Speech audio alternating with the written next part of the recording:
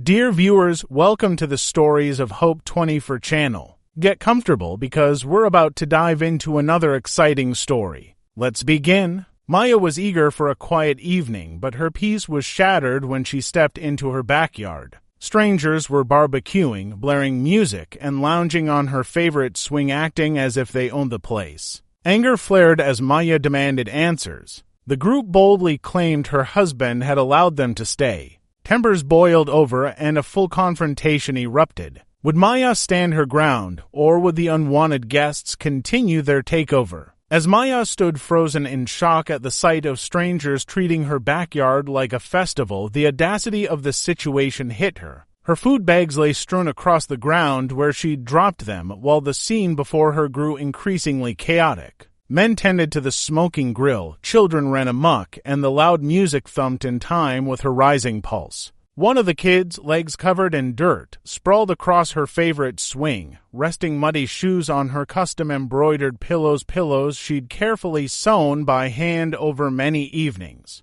Her heart pounded in her chest as her space, her sanctuary, was invaded by a raucous group that didn't seem to have a care in the world about her presence. She took a deep breath, ready to confront the interlopers. Suddenly, one of the children noticed her. "Mom, some ladies here," he shouted, breaking the air with an alert. All eyes turned toward Maya, and the noise of the party momentarily quieted. From the gazebo, where three women had set up a table with her plates, glasses, and even some of her precious wine, a woman stepped forward. "Who are you?" The woman barked, her voice dripping with suspicion. Maya's shock faded, quickly replaced with fury. "Who am I? I'm the owner of this house." "Who are you?" The woman stared for a moment and then scoffed. "Owner? You mean the people who are on vacation right now?" "No way, this place belongs to Peter and Maya, and they said we could use it while they're away." Maya clenched her fists, trying to keep her composure. "I'm Maya, and Peter is my husband. And no, we did not give you permission to be here." By now, the men at the grill were approaching, cans of beer in hand, and with a smug confidence as if nothing was wrong. One of them, a tall man with a beard, chimed in, "Show us some proof then, lady. You got a document or something?" Peter said the house was ours for the week. Maya couldn't believe what she was hearing. "A document? I don't need a document. This is my home. And if you don't leave right now, I'm calling the police." The man laughed, as did the others. "Chill out, lady. Peter gave us the keys himself. You're just mad 'cause he didn't tell you." Tension filled the air as Maya's grip on her phone tightened. She couldn't help but think, what if they try to stop me? What if this gets violent? She was alone, and her husband was hours away. For a moment, panic surged through her, but she wouldn't let it show. "You've got 30 seconds to get your things and get out," she said firmly, her thumb hovering over the emergency number on her phone. Another man from the group stepped forward, clearly trying to de-escalate. "Look, there's no need for all that. Peter told us we could stay, but it sounds like he didn't tell you. We can sort this out?" But Maya wasn't having it. "There's nothing to sort out. You're trespassing. And if you don't leave right now, I will call the police." The group started murmuring among themselves, and Maya saw some hesitation. But then one of the women snapped, "You're being unreasonable. We've already set everything up. At least let us stay the night. We've got kids here." Maya's rage peaked.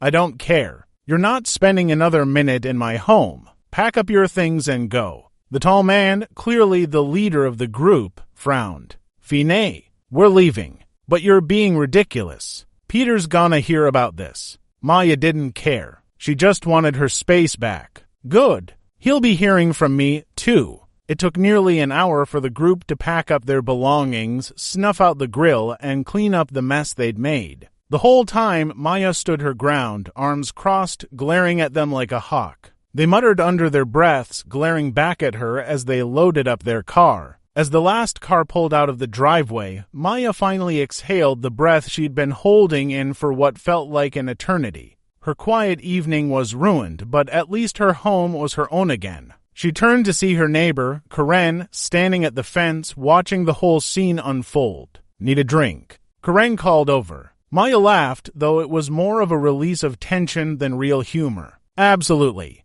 Later that night, Maya sat on the swing, clutching a glass of wine. The tranquility of the evening slowly returned, but the anger and frustration lingered. She'd be having words with Peter the moment he got home. There was no way she was letting him off the hook for this. Tomorrow would bring a storm of its own, but for now, she let herself enjoy the quiet finally. Maya's pulse still hadn't slowed as she paced her backyard. The glow from the neighbors' yard lights flickered through the trees, adding to the surreal, almost cinematic feel of the evening. Her mind raced as she tried to piece together how her husband could have let this happen. How could he give away the keys to their home without saying a word? And two distant relatives they barely knew, no less. A soft evening breeze drifted through the trees, but it did nothing to calm her rising anger. She grabbed her phone, pulling up Peter's number. He needed to hear about this now. But her finger hovered over the call button for a moment, her thoughts spinning. Should I just let it go for tonight? She thought. Maybe there's a reasonable explanation. He must have had a reason. Or maybe he just forgot to mention it. The question gnawed at her. But as she stood there, the scent of the charred meat from the half-extinguished grill lingering in the air, her fury reignited. Peter should have told her. Even more so, he should have had enough respect for her and their home to ask before inviting a bunch of near strangers to make themselves at home. She pressed the call button, and after a few rings, Peter's familiar voice came through the speaker. "Hey, babe," he answered cheerily, the background noise of a bustling restaurant filling the silence. "How's everything going at home?" Maya's fingers tightened around the phone. The casualness of his tone was the last straw. "You want to know how things are going?" She snapped. "I'll tell you how things are going. I just kicked out half of your family from our backyard because they were throwing a barbecue party like they owned the place." There was a pause on the other end, followed by a nervous chuckle from Peter. "Wait, what? What are you talking about?" Maya could hardly believe his response. "Oh, don't act like you don't know. I came home to a house full of people, your relatives, setting up shop in our backyard, using our grill, and making a mess of everything." There was a longer silence this time. She could almost hear Peter's brain scrambling to catch up with the situation. I think there's been a misunderstanding. I told them they could stay a few days if we weren't home, but I didn't think they'd actually outstay a few days." Maya's voice rose in disbelief. "You gave them permission to take over our house while we're gone. Without telling me? I didn't think it'd be a big deal." Peter began, but Maya cut him off. "Not a big deal. They showed up without warning, trashed our yard, and acted like I was the intruder when I got home. And they had the nerve to ask me for it, Peter. Like I didn't belong in my own house." Peter sighed heavily. "Look, I'm sorry. I didn't think they'd actually come by. I just mentioned it offhand when we were visiting. I didn't realize they'd take it this seriously." Maya felt a bitter laugh escape her. "Well, they sure did take it seriously. I had to practically threaten to call the police just to get them out." "Wow.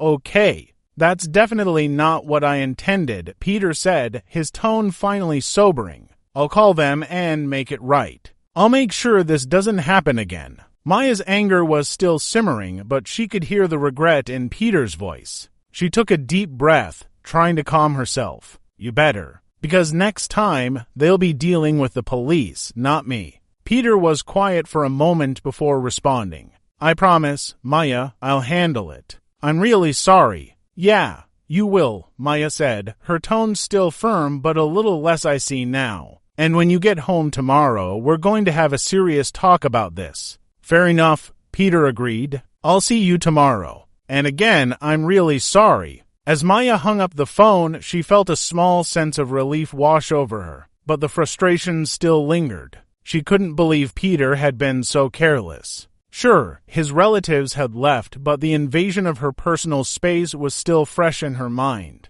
It would take a long time before she felt comfortable in her own home again. She made her way back to the swing, carefully picking up the scattered pillows and dusting off the dirt. Sitting down, she stared at the darkened sky, sipping her now warm wine. She wondered how Peter could have been so thoughtless. But even more, she wondered what kind of man thought it was okay to give away the keys to his wife's sanctuary without a second thought. Later that night, after Karen had come over to share a drink and a few good laughs about the absurdity of the situation, Maya found herself sitting alone in the dark, her mind still spinning. She was exhausted, but sleep wouldn't come. She kept replaying the scene in her head, the shock of seeing strangers in her yard, the rage that had surged through her, and the relief when they finally left. Tomorrow would bring a reckoning. Peter had some serious explaining to do. But for now, she allowed herself a few moments of quiet, letting the cool night air soothe her frazzled nerves.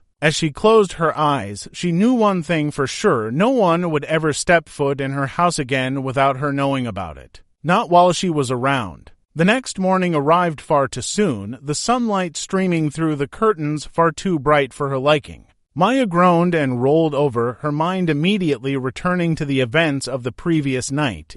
She wasn't looking forward to the confrontation with Peter, but it had to happen. When Peter finally arrived home that afternoon, looking more sheepish than she'd ever seen him, Maya wasted no time. "We need to talk," she said firmly as soon as he walked through the door. Peter sighed, dropping his bag on the floor. "Yeah, I figured." They sat down at the kitchen table, and for the next hour, Maya laid it all out. Every detail, every frustration, every bit of anger she'd felt. Peter listened quietly, nodding occasionally, but mostly keeping his head down. When she was done, there was a long silence between them. "I messed up," Peter finally said, his voice soft. "I didn't think, and I should have. I should have told you, asked you first. I'm sorry." "Maya?" Maya stared at him, her anger slowly fading into something else: disappointment, maybe. "Yeah. You should have." Peter reached across the table, taking her hand in his.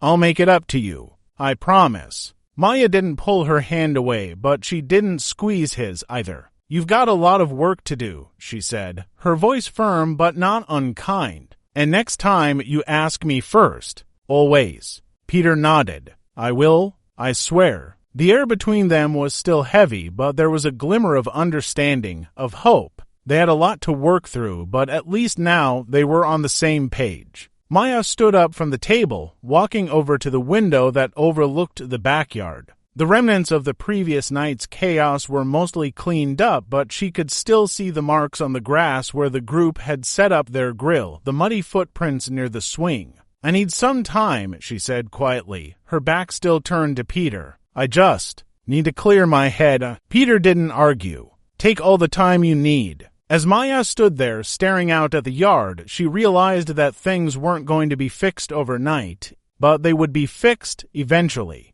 And from now on, this house, her sanctuary, would be respected, no matter what. If you enjoyed the story, don't forget to subscribe and hit the like button. Every day, you'll find a new exciting story waiting for you. Stay tuned.